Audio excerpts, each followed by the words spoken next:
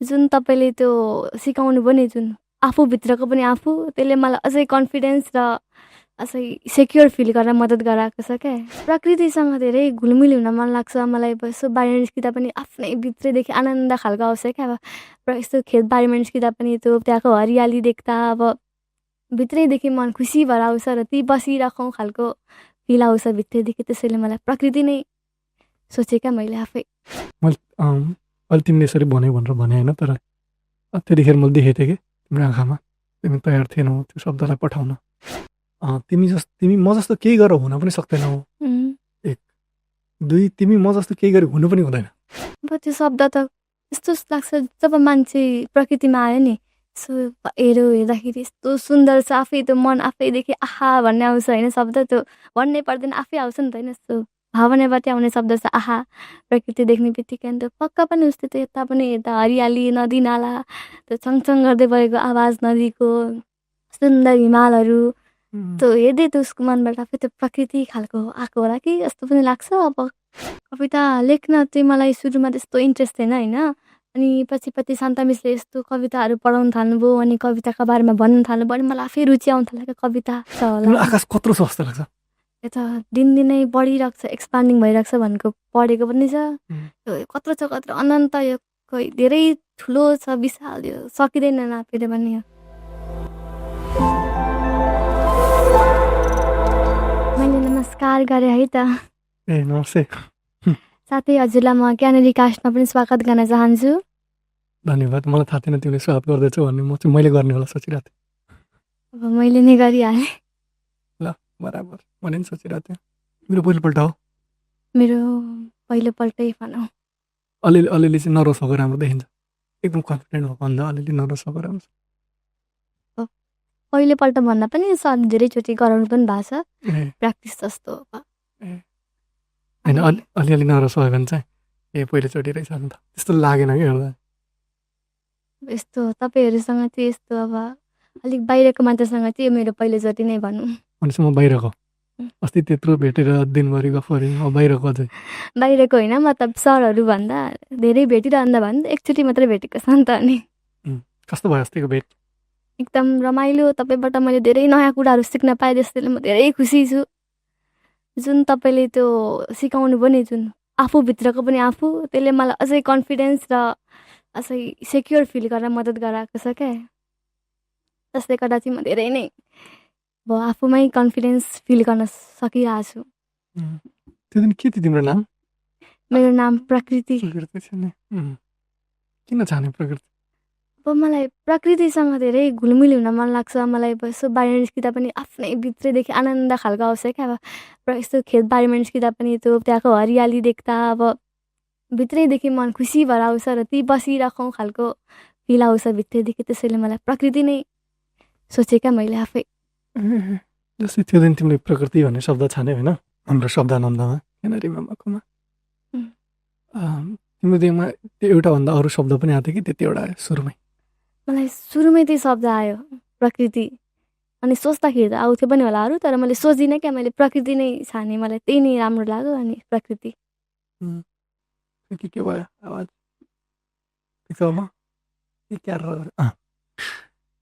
त्यो दिन तिमीले प्रकृति भन्ने छैन कहिले के हुन्छ यस्तो टेक्निकल ल मोहन बेगा सरले गर्दा यस्तो भएको। यो फुटेज चाहिँ राख्नु ल, यो बिचमा भने के ठुँडो जोडेपछि यस्तो भएको थियो। तिमीले सुरुमा प्रकृति भन्ने शब्द छान्यौ, अनि पछि हामी त्यो शब्दसँग धेरै चिज गऱ्यौँ शब्दसँग बसेर। अनि तिमीलाई अहिले उत्तर दिन आएन भने चाहिँ म पछि दिन्छु भन्ने हुन्छ ल, हतार छैन। तिमीले त्यो दिन सुरुमा शब्द छान्दा त्यो शब्दसँग तिम्रो जस्तो सम्बन्ध थियो अथवा जति नजिकबाट त्यो शब्दलाई चिन्थ्यौ, बेलुका त्यहाँ हाम्रो शब्दानन्द सकेपछि जाने बेलामा चाहिँ के फरक भयो त्यो शब्द र तिमी बिचको सम्बन्धमा? त्यो फरक मतलब मैले अलिक बुझिनँ नि। पहिला प्रकृति भन्दा तिमीलाई जस्तो जस्तो महसुस हुन्थ्यो नि, ए प्रकृति भनेको शब्द हो, अङ्ग्रेजीमा नेचर भन्छ नि, यो चिज हो भने जस्तो।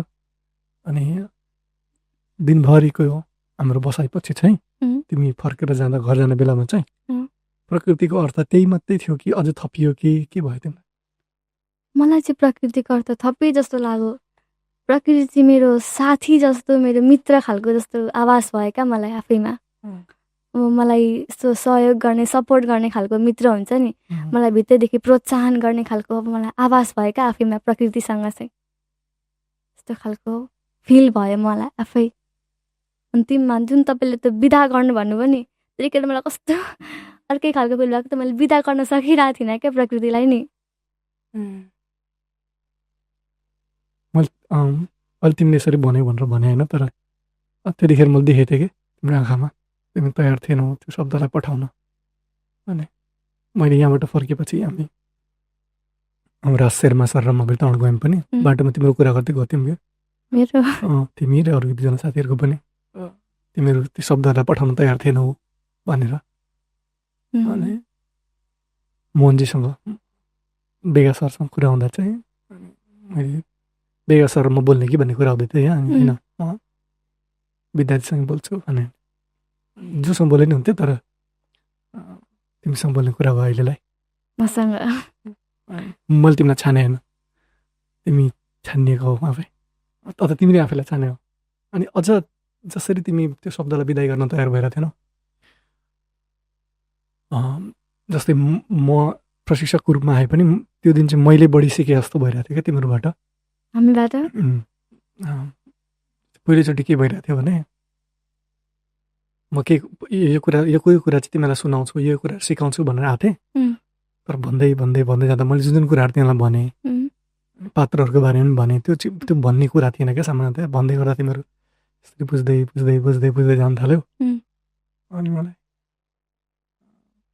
यो चाहिँ भन्छु भनेर सोचिरहेको थिएँ, अहिले भनिहाल्छ नि तिमीलाई सम्झेको बेला। किताबतिर चाहिँ कहिलेकाहीँ 8, 9, 10मा पढ्ने विद्यार्थी अथवा 13, 14, 15 वर्षका बच्चाहरूले चाहिँ किताबमा चाहिँ त्यो उमेर समूहका बच्चाहरू छन् भने कस्तो बोल्छन्, उनीहरूले यस्तो यस्तो कुरा गर्छन् भनेर लेखेको हुन्छ क्या किताबतिर। अनि कसैले चाहिँ अलिक ठुलो कुरा गर्यो भने, अलिक दार्शनिक कुरा गर्यो भने चाहिँ कहाँ बच्चाहरूले यस्तो गहिरो कुरा गर्छ र, यो बच्चाको उमेरभन्दा ठुलो कुरो भयो, सिनेमामा पनि कहाँ यो 14 वर्षको बच्चाले यस्तो बोले आएर भनेर अलिक समीक्षा गर्ने चलन छ क्या। त्यो चिज चाहिँ मेरो टुट्यो त्यो दिन। जसरी तिमीहरू जसरी पनि बुझिरहेको थियौ होइन, कसको फोन उसमा छ हो, ट्याट ट्याट गरेर एकदम धेरै छ। त्यो दिन चाहिँ मलाई के लाग्यो भने 13, 14, 15 वर्षको को किशोर किशोरीले चाहिँ लगभग भाषामा भन्न सक्ने सबै कुरा बुझ्न सक्छन् जस्तो लाग्यो मलाई तिमीहरूसँग कुरा गर्दै जाँदा। अनि त्यसैले मान्छे पछि फरक पर्छ होला। यहाँ हामी आएको थियौँ नि ठ्याक्कै यही रुममा, अनि मोहनजीले सोध्नु भयो नि तिमीलाई कस्तो लाग्यो भन्दा तिमीले उत्तर दिएको थियौ। त्यो उत्तर म आफैले त भन्दिनँ होला, तर तिमीले सम्झिनु भन्नु। त्यो उत्तर चाहिँ मैले कल्पनै गरेको थिइनँ कि 13, 14 वर्षको मान्छेले त्यसो भन्छ होला भनेर। तिमीले भन्यो, मलाई चाहिँ कति लामो समयको पछिको उपलब्धि जस्तो लागेको थियो कि त्यतिखेर सुन्दा। तर तिमीले त्यसो बोलौली जस्तो त लागेको थियो, जसरी तिमी शब्दलाई पठाउन तयार थिएनौ। अनि नेपालीमा निधि भन्ने एउटा शब्द छ, सम्पत्ति भन्ने जस्तो। अनि त्यो दिन चाहिँ मेरो लागि ठुलो निधि पाए जस्तो भएको थियो तिमीलाई त्यसरी भेट्दा। क्यानरीमा सुरुमा कुरा हुँदा चाहिँ मजाले बच्चाहरू अलिअलि रुचि राख्छन्, खोइ के कस्तो हुन्छ भन्नुभएको थियो। तर तिमीलाई भेटेपछि चाहिँ ओहो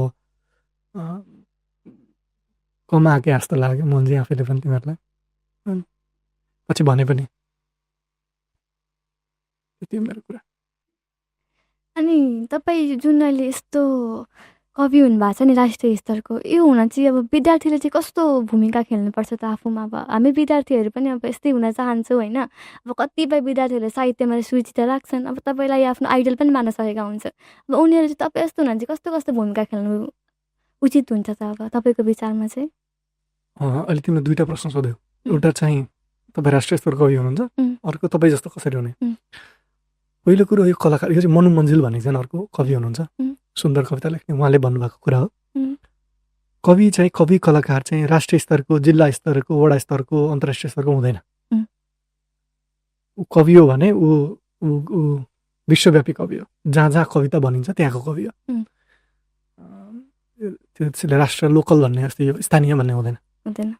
जस्तै भारतको लागि त, जस्तै मलाई भारतमा बोलाउँदा चाहिँ अन्तर्राष्ट्रिय कविको रूपमा तपाईँलाई बोलाएको छु भन्नुहुन्छ नि, तर भारतको लागि त नेपाल अन्तर्राष्ट्रिय भयो नि त भने जस्तो। एउटा कुरा त्यो त्यसैले तिमीले कविता लेख्यौ, तिमी एउटा मात्रै कविता लेख्दा तिमी त्यति नै कवि हो जति म हो, पहिलो कुरा। दोस्रो चाहिँ तिमीले साह्रै सुन्दर प्रश्न सोध्यौ, तपाईँ जस्तो कवि कसरी हुने भनेर।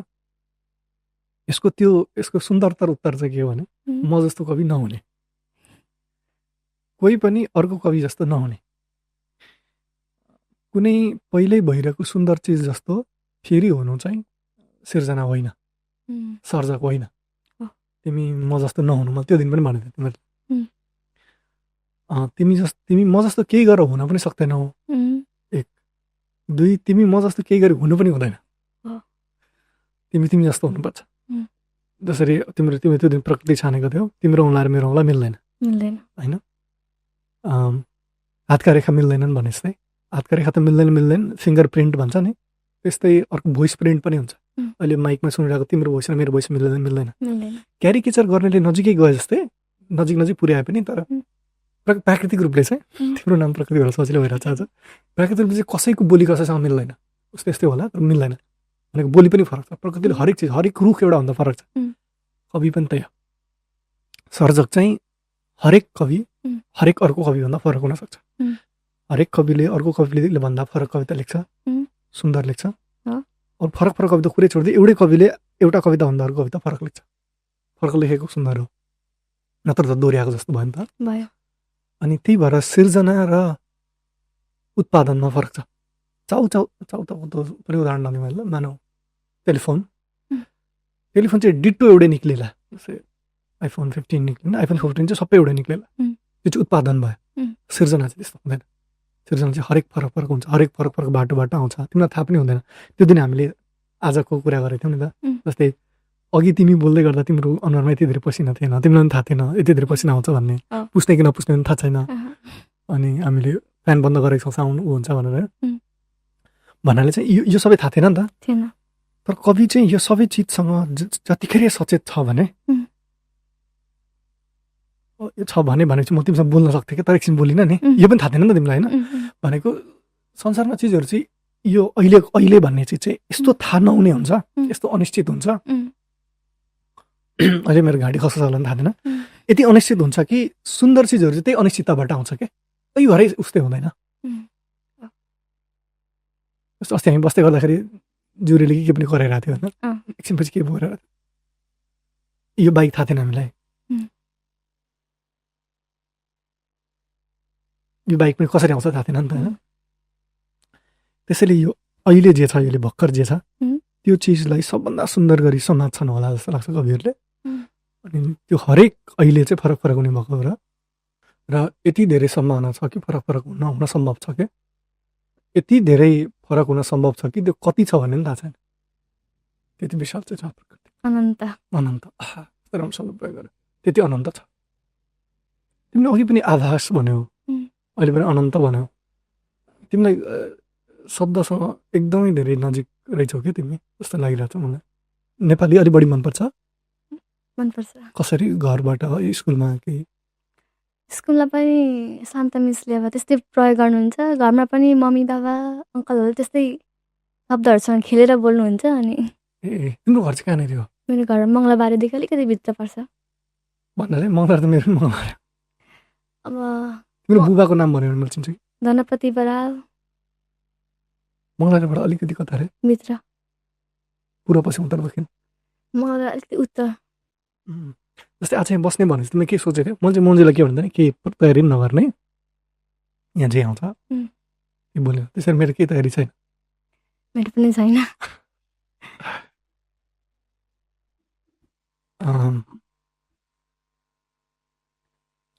तिमीलाई सबैभन्दा मनपर्ने, ल त्यो पनि सोध्दिनँ ल, अर्को एउटा त्योभन्दा सुन्दर चिज आयो मेरो त्यहाँ। प्रकृति बाहेक तिमीलाई सबभन्दा बढी मनपर्ने शब्द कुन हो? मलाई प्रकृति बाहेक, अथवा ल होइन प्रकृतिमै बसौँ, बाहेक पनि चाहियो। जस्तै प्रकृति भन्ने शब्द चाहिँ सबैभन्दा पहिले कसले भन्यो होला नेपालीमा? त के हुँदा भन्यो होला जस्तो लाग्छ तिमीलाई? प्रकृति, अब त्यो शब्द त यस्तो लाग्छ जब मान्छे प्रकृतिमा आयो नि, सो हेर्दाखेरि यस्तो सुन्दर छ, आफै त्यो मन आफैदेखि आहा भन्ने आउँछ होइन, शब्द त्यो भन्नै पर्दैन, आफै आउँछ नि त होइन, यस्तो भावनाबाटै आउने शब्द छ आहा। प्रकृति देख्ने बित्तिकै अनि त्यो पक्का पनि उस्तै, त्यो यता पनि यता हरियाली, नदी नाला, त्यो छङछङ गर्दै बगेको आवाज नदीको, सुन्दर हिमालहरू, त्यो हेर्दै त्यो उसको मनबाट आफै त्यो प्रकृति खालको आएको होला कि जस्तो पनि लाग्छ। अब के हो उसको कसरी नै भन्यो। पढ्न बाहेक एकदमै मनपर्ने कुरा के हो? मलाई पढ्न बाहेक एकदमै मनपर्ने कुरा भनेको चाहिँ गीत सुन्नु भन्नु हुन्छ। गीत सुन्नु हो? ए ल, तिमीलाई सबभन्दा मन गीतको नाम भन। मनपर्ने सबभन्दा धेरैचोटि सुन्न मन लाग्ने? मलाई अझ यसरी सोध्छु, सजिलो गरेर हुन्छ। पहिला हाम्रो पालामा के हुन्थ्यो भने एउटा फोन हुन्थ्यो, फोनमा चाहिँ 3-4 MB मात्रै स्पेस भएको मेमोरी कार्ड हुन्थ्यो क्या। त्यो भने चाहिँ त्यसमा जम्मा एउटा मात्रै गीत आँट्छ, अनि हामीले चाहिँ सबभन्दा मनपर्ने एउटा गीत मात्रै राख्न मिल्थ्यो। ती मात्रै सुन्न पाइन्थ्यो नि त, 3टा एउटाभन्दा बढी गीत आँट्दैन थियो। अनि त्यतिखेर चाहिँ आफूलाई मनपर्ने गीत राख्नुपर्ने हुन्थ्यो, एउटा मात्रै राख्नुपर्ने हुन्थ्यो। यदि त्यसरी तिमी टाढा कतै जानुपर्ने भयो लामो समयको लागि र एउटा मात्रै फोन छ, फोनमा चाहिँ एउटा मात्रै गीत राख्न मिल्छ, अनि लामो समयसम्म त्यही गीत मात्रै सुनै गर्नुपर्छ भने चाहिँ कुन गीत राख्थ्यो? गीत भन्दा पनि म एउटा त्यो कविता राख्छु। माधव प्रसाद घिमिरे लेख्नु भएको छ नि, नेपालै नरहे भन्ने कविता। म त्यो कविता चाहिँ राख्छु, मलाई त्यो कविता अत्यन्तै मनपर्छ। त्यो पछि गाइएको पनि थियो नि, अन्त कवितै हो तर मलाई त्यो कविता मनपर्छ। अनि गीतमा चाहिँ म गीत सुन्छु, सुन्दै जान्छु, मनपर्नेहरू चेन्ज भइरहेको छ त्यो गीत चाहिँ मेरो। नेपाली हामी रहौँला कहाँ, नेपालै नरहे, नेपालै नरहे, उचाइ हाम्रो चुलिन्छ कहाँ, हिमालै नरहे, हिमालै नरहे। अनि यसो म तपाईँको कविताहरू हेर्छु होइन, युट्युबदेखि पनि अनि सुन्छु। तपाईँको कविता मध्येमा सबभन्दा मनपर्ने कविता छ नि त्यो सगरमाथाको गहिराई भन्ने, त्यो चाहिँ मलाई अत्यन्तै मनपर्छ क्या। त्यो हाम्रो नेपालमा भएको सबै सुन्दरताहरू व्याख्या गरिएको छ। त्यो अत्यन्त तपाईँले त्यो कविता लेख्दा चाहिँ के सोचेर चाहिँ त्यो कविता लेख्नुभयो तपाईँले? त्यो केही सेयर गर्न मिल्छ त्यस्तो? मिल्छ। सुरुमा त्यो कविताको सौन्दर्य कुरा गरे पनि पछि त मेरो चाहिँ मेरो मामाको छोरा एकजना करिब 10-12 वर्ष अगाडिको कुरा हो यो। उहाँ चाहिँ खाडी जानुभएको थियो, अनि उहाँको चाहिँ सानी छोरी पनि थिइन्। त्यो दाइ चाहिँ उतै बित्नु भएछ, राति सुत्नु भएको मान्छे त्यति। अनि बिहान उठ्दा उहाँको मृत्यु भइसकेको रहेछ नि। उहाँलाई चाहिँ त्यो काठको बाकसमा हालेर नेपाल ल्याइँदै थियो। त्यो जसरी मृत मान्छेलाई ल्याइन्छ त्यतिखेरसम्म तिमीले जुन कविताको कुरा गर्यो त्यो चाहिँ मैले लेखेको पहिलो कविता, पहिलो कविता, पूर्ण कविताको रूपमा सानो टुक्राहरू लेख्थेँ। यहाँ झापा मदारले गजलहरू चासो चुस, तर कविताको रूपमा चाहिँ। अनि म त्यहाँ त्यो मामाको छोरालाई, यताबाट मामाहरू जानुभएको थियो भोजपुरबाट, अनि यहाँ हेर्न भनेर गयो। काठमाडौँको कुरा त्यो पशुपति आर्यघाटमा चाहिँ, आर्यघाटको अगाडि छेउमा ल्याएर चाहिँ त्यो काठ यस्तो फुटाएर, बाकस फुटाएर छोरालाई हेर्नुभयो मृतकको बुबाले, दाइको बुबाले। सो हेर्नुभयो अनि छोराको खुट्टा हेरेर छोराको खुट्टालाई ढोग्नु भयो क्या। अनि मैले त कहिले पनि हाम्रो जस्तै बुबाले छोराको खुट्टा ढोग्ने भन्ने त देखेको हुँदैन। त्यो देखेपछि मलाई कस्तो जिउ कामी जस्तो भयो, एकदम डर लाग्यो। अनि रुँदै रुँदै के भन्नुभयो आफ्नो छोरालाई बुबाले। अनि अरू वरपर भएका मान्छे पनि रुँदै के भन्दै हुन्थ्यो। मलाई त्यतिखेर के लाग्यो भने त्यो दाइले चाहिँ बोल्न मिल्ने भए के बोल्नुहुन्थ्यो होला भने जस्तो भयो। त्यही भएर मैले पछि फर्केर कोठा फर्केर केटी कुरोमा थिएँ, अनि त्यसपछि त्यो कविता लेखेँ सगरमाथाको गहिराई। त्यो मरेको मान्छेले यदि बोल्नु चाहिँ मिल्थ्यो भने के बोल्थ्यो होला भनेर त्यसरी। जस्तै त्यो न मलाई त्यो दाइलाई त्यसरी देख्छु भन्ने थाहा थियो, न बुवाले खुट्टा त्यसरी ढोग्नुहुन्छ भन्ने थाहा थियो मामाले, उसको दाइको बुवाले। न म लेख्छु भने मलाई त्यस्तो न आङसिरिङ्गो हुन्छ भन्ने थाहा थियो, न म त्यो कुरा लेख्छु भन्ने पनि थाहा थियो कि त्यस्तै थिएन। सबै थाहा नहुनुहरूको बिचमा फ्याट्ट केही थाहा हुन्छ नि उम्, अनि कविता लेखेँ क्या त्यसले कवितालाई चाहिँ जबरजस्ती नगरी त्यो हुन दियो भने तर भएको बेला चाहिँ आफूलाई तयार राख्यो भने उम्। कविता आउँछ तिमीलाई पनि कविता लेख्न मन लाग्छ अथवा लेख्छौ मलाई लेख्न मन लाग्छ लेख्छु पनि कोही कोही बेला ए कविता लेख्न चाहिँ मलाई सुरुमा त्यस्तो इन्ट्रेस्ट थिएन होइन अनि पछि पछि शान्ता मिसले यस्तो कविताहरू पढाउनु थाल्नुभयो अनि कविताको बारेमा भन्नु थाल्नुभयो अनि मलाई आफै रुचि आउनु थाल्यो क्या कविता यसरी लेख्ने भनेर सिक शैलीहरू भनिदिनु भयो कविताको कुनै शैली हुन्छ नि आफैले क्याप्चर गर्ने खालको भाव फिलिङ हो भावना हो भन्नुभयो अनि गर्नुभयो अनि हामी प्याप्सनमा गएको थियौँ अनि म चाहिँ कवितामा थिइनँ मेरो साथीहरू हुनुहुन्थ्यो अनि त्यहाँको जसले के भन्नुभयो भन्दाखेरि कविताको कुनै मूल्याङ्कन हुँदैन यो आफै अनन्त बगेको एउटा धारा हो यसको कुनै मूल्याङ्कनै हुँदैन र पनि हामी केही गरी मूल्याङ्कन गर्छु भन्नुभयो त्यतिखेर चाहिँ मलाई लाग्यो क्या ए कविता जस्तो लेख्यो त्यो आफैमा अद्भुत हुने रहेछ यसलाई मेरो नराम्रो भयो कि नसस्ता हुने जस्तो खालको भयो क्या मलाई अनि त्यहाँदेखि चाहिँ मलाई अलिक लेख्न प्रेरित हुन थाल्यो त केही बेला लेख्छु पनि तिम्रो कविता कुनै दिन सुन्छु मैले बसेर मजाले ल अनि त्यो कुनै कुनै मान्छेहरू साहित्यकारमा रुचि नै हुँदैन होइन अनि कसैलाई एकदम रुचि हुन्छ साहित्यकारमा अब साहित्य भनेको यस्तो अब यता जाने साहित्यमा सोच्ने साहित्यको बारेमा भिडियोहरू हेर्ने होइन साहित्यको लेख्ने ओर्ने हुन्छ नै त्यो साहित्यको बारेमा रुचि राख्ने र रुचि नराख्ने मान्छेको बिच फरक चाहिँ के पाउन सकिन्छ मान्छेमै त फरक कसरी थाहा पाउने होला र किन कसैलाई साहित्यमा रुचि हुन्छ किन कसैलाई हुँदैन भन्न खोजे त्यस्तै त्यस्तै यसको चाहिँ उत्तर रहन्छ मसँग थाहा छैन किन हो जस्तै मलाई सानैदेखि थियो रुचि चाहिँ नलेखे पनि थियो सुन्न खुब मनपर्ने गीतहरू सुन्ने रेडियोमा कहिले त्यो गीत आउँछ भनेर पर्खिने रेडियोलाई घाममा सुकाउने ब्याट्रीवाला रेडियोको टाइम थियो हाम्रो चाहिँ अनि तर रुचि कहाँबाट आउँछ होला चाहिँ ठ्याक्कै बुवा आमाबाट सर्छ भनौँ भने पनि त्यस्तो नहुँदो रहेछ सबैको कसैलाई बा आमाको कति गुण सर्छ कसै सर्दैन खै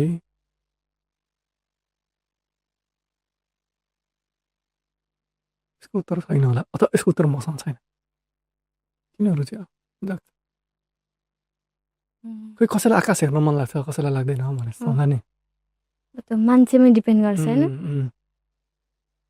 मन लाग्छ यसको उत्तर छैन नै होला किन कसैलाई त्यो चिजप्रति रुचि हुन्छ र उत्तर नहुनु नि ठिक होला सुन्दर पनि होला खोज्छ होला मान्छेले मलाई किन आकाश मन पर्यो भन्ने अन्त किन पनि खोज्दैन होला क्या आकाश किन मन पर्यो पनि किन खोज्नु सुन्दर चिज किन सुन्दर लाग्छ पनि किन खोज्नु होइन सुन्दर यसो हेऱ्यो भइहाल्यो आफै सुन्दर छ अहिले म यहाँ झापा भएको बेला अहिले जुन हेर्छु कि राति उज्यालोमा राम्रो जुन देखिरहेको थियो अहिले हिजो कसैलाई त्यही मन पर्दैन होला के जुन छ त त्यही नि भन्ने हुन्छ होला उहाँ जसलाई त्यो लाग्छ त्यो पनि ठिकै हो तर मलाई चाहिँ जहिले जुनले उदाहरणको लागि जुनले ताराले आकाशले उदाहरणको लागि खुब तानिरहन्छ कत्रो चाहिँ होला भन्ने हुन्छ क्या के चाहिँ छ होला के चाहिँ छ होला आकाश कत्रो छ जस्तो लाग्छ यता दिनदिनै बढिरहेको छ एक्सपान्डिङ भइरहेको छ भनेको पढेको पनि छ कत्रो छ कत्रो अनन्त यो खोइ धेरै ठुलो छ विशाल यो सकिँदैन नापेर पनि यो जस्तै तिमीले एक्सप्यान्ड भइरहेछ अरे भन्यौ नि एकजना फिजिसिस्टले भन्नुहुन्छ कि युनिभर्स इज एभर एक्सप्यान्डिङ भनेर स्पेस इज एभर एक्सप्यान्डिङ यदि यो संसार फैलिँदो छ भने जस्तै यो कप फैलियो भने यो टेबलमा फैलिन्छ होइन टेबल फैलियो भने कोठामा फैलिन्छ होला यो कोठा फैलियो भने बाटोमा हावामा फर्की फैलिन्छ होला तर सारा संसारै चाहिँ फेरि केमा फैलिन्छ फैलिँदा चाहिँ केमा फैलिन्छ यदि केही फैलिने पहिल्यै त्यही छ कि त्यत्तिकै फैलिएन तिमीलाई के लाग्छ मलाई पनि यो सोचिरहेको थिएँ सरलाई पनि सोद्धाखेरि यो चाहिँ गएर हेर्नै पर्छ भन्नुभएको थियो क्या सरले पनि फैलिने चाहिँ केमा फैलिन्छ त्यो होइन फैलिनेले पनि ठाउँ चाहियो चाहिँ अब सोच ल यसको उत्तर चाहिँ छ छनलाई यसको उत्तर म अहिले चाहिँ भन्दिनँ यसको उत्तर चाहिँ छ ब्रायन कक्स भन्ने एकजना फिजिसिस्ट हुनुहुन्छ, उम्, कस्मोलोजीको बारेमा उहाँले राम्रो बोल्नुहुन्छ। उम्, तिमीले उहाँलाई हेर्नु, उम्, युट्युबमा उहाँको भिडियोहरू पनि छ। उम्, तिमीहरूको इन्टरेक्टिभ बोर्ड उम्, पनि छ, उम्, त्यसमा घरमा पनि हेरेको। ब्रायन कक्स भन्ने ब्रायन कक्स। ब्रिटिस हो उहाँ। उम्, उहाँले यसको उत्तर दिनुभएको छ। तर यसका उत्तरहरू पनि फेरि बदलिरहेको छन्, कस्मोलोजीको बारेमा बोलेको नि त। उम्, तर मैले पनि लामो समय सोचेँ क्या, स्पेस फैलिन्छ अरे, उम्, तर केमा चाहिँ फैलिन्छ त होइन? उम्, जस्तै नेपाल फैल्यो भने पनि अर्को केही माटो त चाहियो होइन? चाहियो। पृथ्वी फैल्यो अरे, पृथ्वी फैल्यो पनि फेरि यही मिल्की वेभित्र फैल्यो, मिल्की वे फैल्यो, अनि युनिभर्स चाहिँ केमा फैलिन्छ नि फेरि? अनि पहिले स्पेस छ भने त त्यसमा त्यहाँ त पहिले केही छ, अनि त्यो चाहिँ केमा फैलिन्छ फेरि? अनि त्यो सकिन्छ कि सकिँदैन? जस्तै कहाँसम्म फैलिन मिल्ने भन्ने हुन्छ हुँदैन भन्ने खुब सोचेको थिएँ मैले यो उत्तर पाएको पनि धेरै धेरै त भएको छैन। भन्नाले मैले खोजेर पत्ता लगाएको होइन है, कसैले पत्ता लगाइसक्नु भएको रहेछ, त्यो चाहिँ थाहा पाएको, त्यो पनि खोजेन। तर के गरेर भन्छु भने म चाहिँ अझ यो युनिभर्स, यो ब्रह्माण्ड चाहिँ केमा फैलिँदैछ, कति फैलिँदैछ भन्ने बारेमा चाहिँ गुगलमा अथवा युट्युबमा उत्तर खोज्नुभन्दा अगाडि केही हप्ता तिमी आफै मात्रै खोज, भनेको कतै नखोज कि आफै सोच मात्र होइन, चिन्तन मात्रै गरिरहन, अनि तिम्रो उत्तर आउन दियो। अब यही होला जस्तो लाग्यो होइन, त्यो खतरा नगर, अर्को भेटौँ मलाई भन्नु ल। त्यो पत्ता लाग्यो भने त गजबै हुन्छ नि। नखोजिकन क्या, युट्युब नहेरिकन, यो गुगल भनेको सर्च इन्जिनमा नखोजिकन आफै चिन्तन गरेर एन्सर। यो पत्ता लाग्नु एकदम ठुलो कुरा हो। ब्रह्माण्ड चाहिँ केमा फैलिन्छ भने सानोतिनो कुरा होइन। अल्बर्ट आइन्स्टाइनले पनि यसको उत्तर खोज्नु भएको थियो, स्टिफन हकिङ्सले पनि खोज्नु भएको थियो। सबैले आफ्नो आफ्नो एउटा एक खालको उत्तर दिएर चाहिँ जानुभएको छ। र तिमीलाई यस्तो लाग्नु, तिमीले खोज्नु चाहिँ बजार चाहिँ यसको उत्तरसहित भेट्नुपर्छ हामी अर्कोचोटि, अथवा यो उसको उत्तर भेट्यो भने तिमीले मोहन सरलाई मैले उत्तर भेटेँ भन्नु ल, अनि हामी भेट्छ ल। अच्छा यहाँ बन्द, यसपछि कुरा हुन्न जस्तो लाग्यो मलाई। एउटा यस्तो पोइन्टमा तिमीले लगिदियो मलाई। अब ब्रह्माण्ड केमा फैलिन्छ भन्ने प्रश्न सोधिसकेपछि के अब यो अरू भारीभुरी गरेर गर्नु जस्तो लाग्यो ल।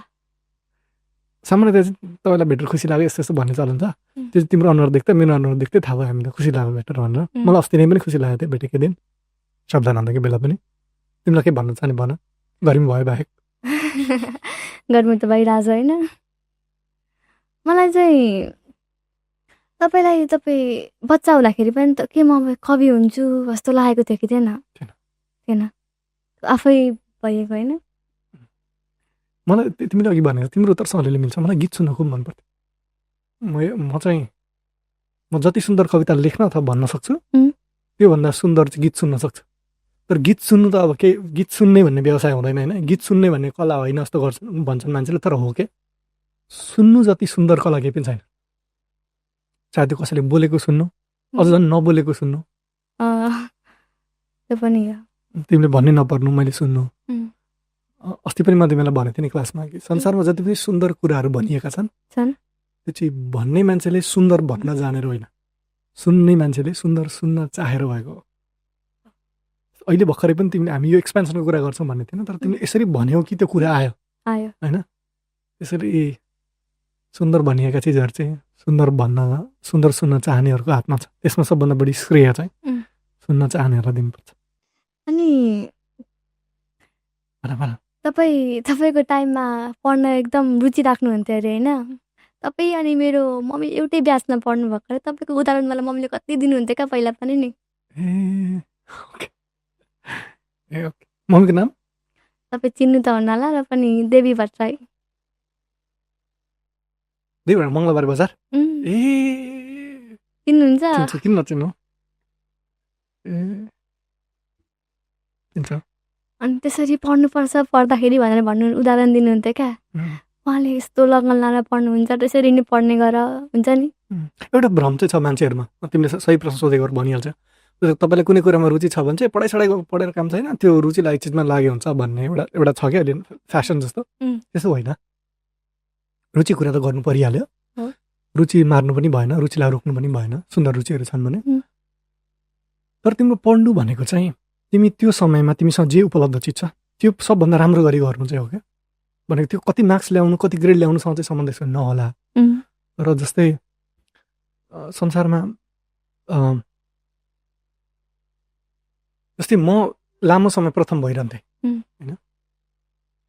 म जुन विषयमा प्रथम भएँ जस्तो मैले अङ्ग्रेजी पढेको हो, उम्, मैले त्यो अङ्ग्रेजीको प्रयोग कति भयो भन्ने कुरा यो छुट्टै कुरा होला क्या। उम्, तर मैले त्यो अङ्ग्रेजी सिक्ने क्रममा जुन मेरो क्षमता चाहिँ बढ्यो नि, उम्, केही चिज हासिल गर्ने क्षमता त बन्यो, त्यो क्षमता जता पनि प्रयोग हुन्छ क्या। अँ, त्यो चाहिँ यो पानी कता भने जस्तो क्या, क्षमता चाहिँ पानी जस्तो आफ्नो जता पनि प्रयोग हुनसक्छ। कोही मान्छे चाहिँ राम्रो खेल्छ भने उम्, र उसले खेलमा हारेको छ भने, खेल्नेले त हार्छ नि त, हारेको छ भने चाहिँ उसले त्यो हारलाई जुन स्वीकार गर्छ नि त्यो जिन्दगीमा काम चाहिँ लाग्छ क्या। अँ, त्यो खेल्नु मात्रै होइन, त्यसैले बच्चालाई बढी खेलाउनुपर्छ भन्नुको कारण चाहिँ उसले हारेको स्वीकार्न सिक्छ भने हो। उसमा इगो आउँदैन होइन। हो ए हार्न सक्दो रहेछ, मैले हार्नु पनि सम्भव छ भने जस्तो। यो चाहिँ म पनि मान्छु। त्यसैले पढ्न चाहिँ केलाई पढ्ने भन्ने चाहिँ हो, तर तिमीले स्कुलमा राम्रो गर्नु, यो एकाडेमिक चिजहरूमा राम्रो गर्नु कुनै अर्थ छ। जस्तै उदाहरण चाहिँ मान्छे यो यहाँ फेल भएको विद्यार्थीहरूले तँलाई यस्तो राम्रो गर्यो अरे, यसमा फेल भएको यस्तो राम्रो गर्यो अरे भन्छन् होइन। तर ती फेल भएकाहरूको मात्रै उदाहरण दिन्छन्, ती त साह्रै थोरै छन् संसारमा। जो फेल पनि भएको थियो र राम्रो पनि गरे, तर कोही एकदम राम्रो पढाइ भएका, पास भएका, राम्रो मार्क्स ल्याएका पनि अनि राम्रो पनि गरेको छ नि त, तिनीहरूको चाहिँ कुरा गर्दैन कि। संसारमा त्यस्तो मान्छे नै हुन्छन्। के छ अरू प्रश्न त छ। सोध्नुहुन्छ तपाईँ अनि तपाईँको एकजना साथी पनि हुनुहुन्थ्यो अरे नि, समथिङ जङ्गबहादुर के भन्नुहुन्छ होइन, तपाईँलाई उहाँको अहिले केही रेसिडेन्सहरू थाहा छ? जङ्गबहादुर थापा? ओ जङ्गबहादुर थापा ऊ चाहिँ मसँगै पढ्दाखेरिको मेरो साथी, साह्रै मिल्ने साथी। ऊ चाहिँ अमेरिका बस्छ, ऊ इन्जिनियरिङ पढेको, अमेरिका गएको थियो। अस्ति हामी भेट्यौँ, अटलान्टामा बस्छ। अटलान्टामा म कविता सुनाउन गएको थिएँ, उसँग भेट भयो, धेरै वर्षपछि भेट भयो। अनि हामी धेरै बेर त बस्नु पाएनौँ, 1-2 घन्टा त्यो बस्यौँ र भयो। ऊ पनि पढाइमा एकदम राम्रो थियो, उहाँ पनि राम्रो गरिरहेको छ आफ्नो क्षेत्र। धेरै वर्षपछि अब आफ्नो मिल्ने साथीबाट तपाईँलाई कस्तो खालको आवाज भयो त? हामी त पहिलो कुरो त अनुहारै पनि धेरै ख्याल गरेको थिएन नि त, अलि थोरै अर्कै खालकै भएको रहेछ हेर्दा पनि, अनि अर्कै म पनि अर्कै भएको थिएँ भन्यो उसले, आफूलाई थाहा हुँदैन कस्तो भयो।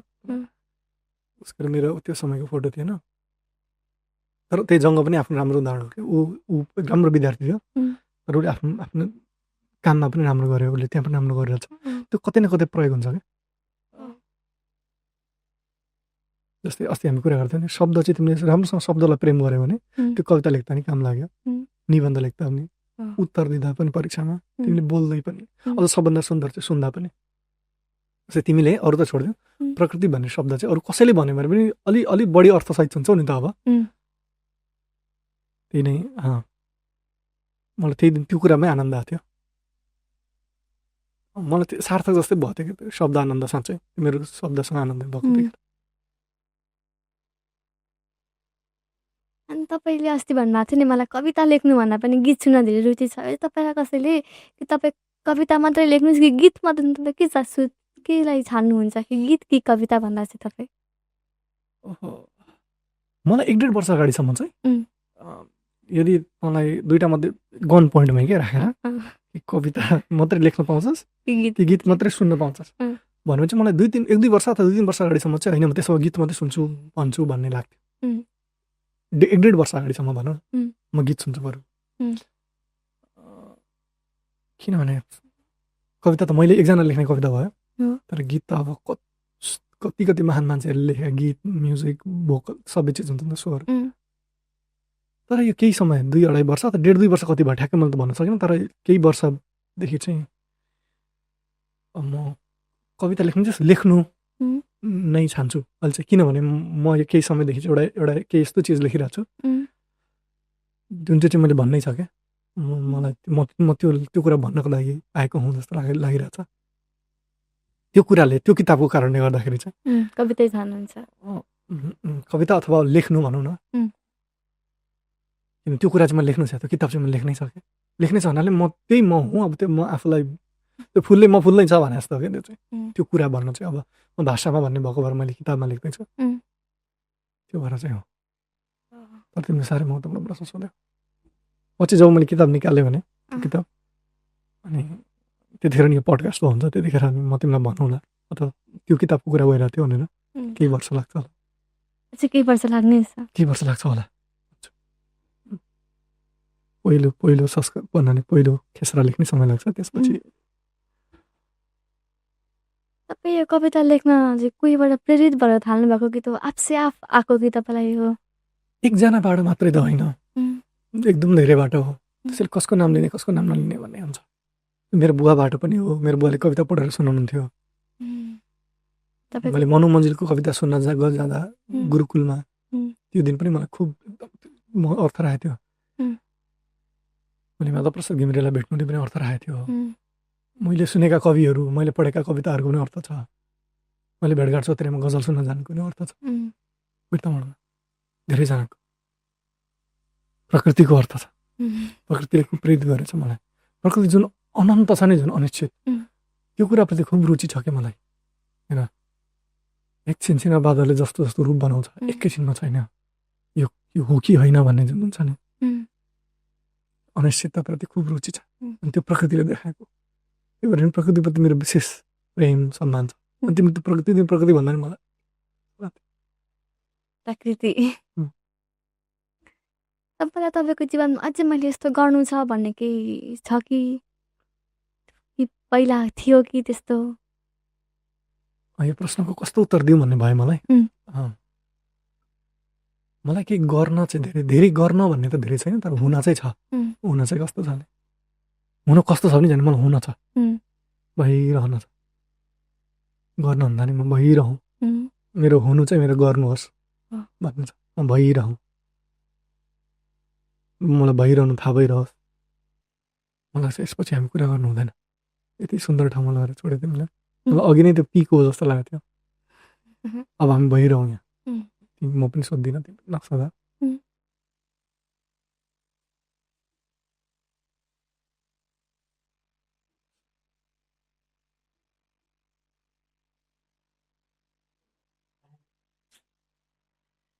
तिमी त अर्कै मान्छे हो। अर्कै मान्छे हो।